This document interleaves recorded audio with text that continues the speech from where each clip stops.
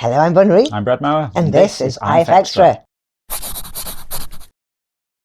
So, how's everyone this week? Are you okay enjoying the spring-like weather? Been quite nice one day, 2 days maybe. It sunned. The weather forecast thing said sunny for the first time in quite a while. Yeah. I got to dry my washing outside on the washing line. Exciting or times. The twirly thing. What do you call it? Whirligig. Whirligig. Yeah. I'm trying to work out a way to connect a sensor to that, so we know if there's washing out, and then we can get an alert if it rains. Because you quite forget, especially if you work in the office or something. Anyway, what have you been doing this week? What was that really loud bird? Oh no, that's an alarm on my phone. Just all the way over there. We'll just keep going with it, and then I'll go do it in a moment. No, But so I've just been doing like loads of work and things, and tinkering with a bit of interference. But cool. Exciting. We're almost at the end of one thing that we're working on, so we get paid. And then some other bits, but so get paid, paid, relax, and get more interference done. But we're coming along. We're getting there. Cool. Right, now we're going to see who won this week's awards.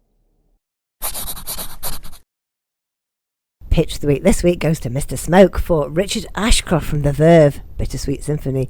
I love the Verve, they're great, I love their music, and that just looks like the expression that Richard Ashcroft always has. A bit confrontational, but it's really well done. Well done, Mr. Smoke. My favourite description this week was, Pikachu started that fire. Pikachu regrets nothing, I can tell, by Oakskate. Yeah, Oakskate really picking up on the expression on Pikachu's face there. Got that big disaster girl energy. Nice work, Oakskate. Community pick of the week this week goes to Heraclium for Parents Drunk and the kids are playing with their Christmas gifts. A bit unseasonal for spring, but that is such a great picture. I love the kind of muted tones in that. Really good. Yeah, you do feel a bit like that after Christmas lunch. That's brilliant. Well done, Heraclium. They were amazing. Awesome stuff there, as always. Now we're going to see what we were talking about last week in the forums. So last week in the forums, I said, what is the best or strangest themed restaurant you've heard of? Or been to even. I was talking about, I discovered there's a Fawlty Towers dining experience. There's a permanent one in London, and then there's a touring one that goes around in hotels in different places like Manchester. And you're met at the door by Manuel and Basil and Sybil Fawlty. Well, actors played them. And things go downhill from there.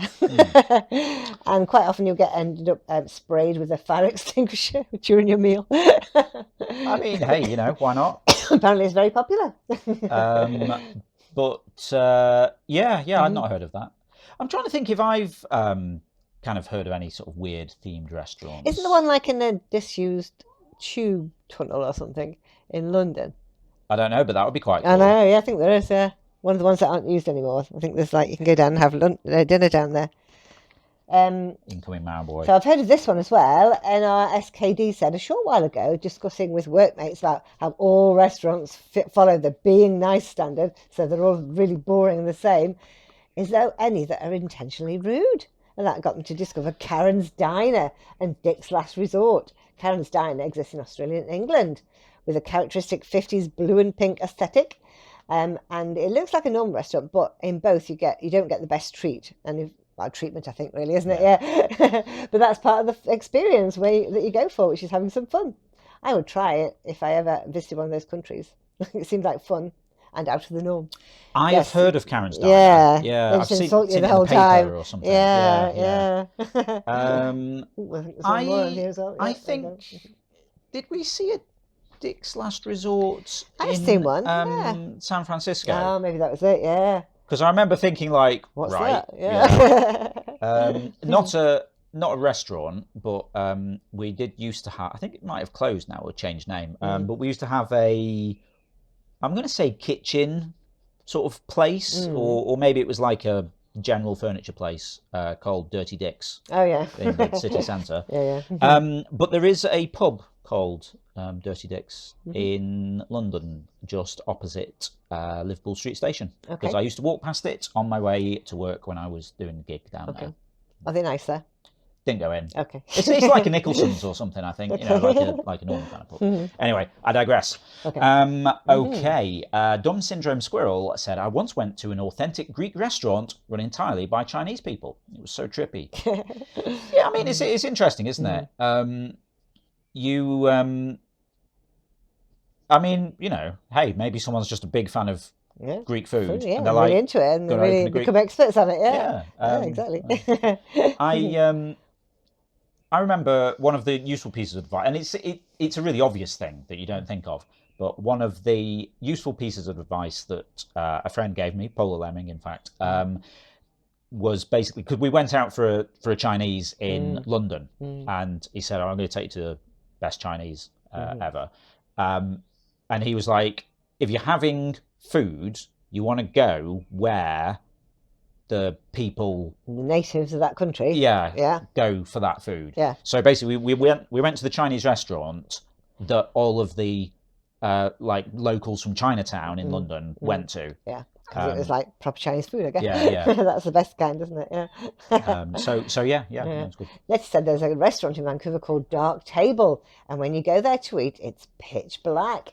They literally call it the pitch black dining experience. Also, most of the servers are blind or visually impaired. They say dining in the dark provides an opportunity to disengage the sense of sight and fully experience food without preconceived ideas or judgments. Pretty neat, eh? I've heard of that. Yeah, they've got these in London. Yeah. It's still going, actually. Without going off on a big tangent, because I've already done one, that reminds me of that film with Ewan McGregor that we watched at random once. Where like people all over the world started losing their sense of taste or something. I just read about a Chinese restaurant in London where you're not allowed any free will. They tell you what you're going to have. You can tell them what you won't eat, and then they'll decide what you're having for the night. Which is quite cool. You know, saves you having to decide. and it would get you to try things that you wouldn't even think of. Yeah, exactly. You were telling me about someone trying dirty chips for the first time. Dirty fries. And then loving it. No. But it's not something she would have ever ordered so herself. I wouldn't think I'd like them, but they were amazing. Anyway, why don't we go and see what we'll be talking about next week in the forums? What is something that you've learnt online, either from watching a video or taking a course? I'm learning Spanish via Duolingo. They make it so easy to do a little each day and build on what you've learnt. It's better than a book alone. You can hear how to pronounce the words too. How about you? If you'd like to chime in with that, just head over to the general discussion forum. It's the pinned thread for the week, so you'll find it at the top of the thread list. Cool, and don't forget tomorrow night is quiz night. Zeitgeist, the quiz with 5 rounds of 5 different topics. Yep, every Sunday night at 7 p.m. UK time over on twitch.tv/interference, where we host Zeitgeist, the Interference Quiz of the Week. It's a live interactive quiz stream where you play along against the rest of the audience, competing for points and places on the leaderboard.